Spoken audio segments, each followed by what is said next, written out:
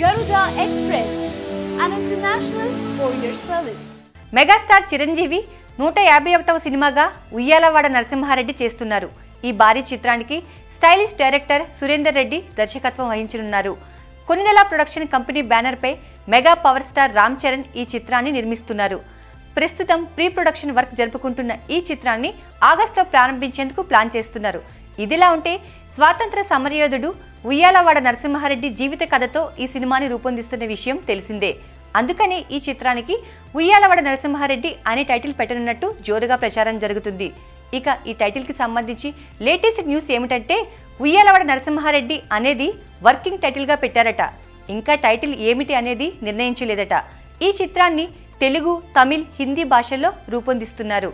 3 భాషల్లో ప్రేక్షకులను ఆకట్టుకునేందుకు చిరంజీవి సరసన నటించేందుకు బాలీవుడ్ భామ ఐశ్వర్య రాయ్తో సంప్రదిస్తున్నారు.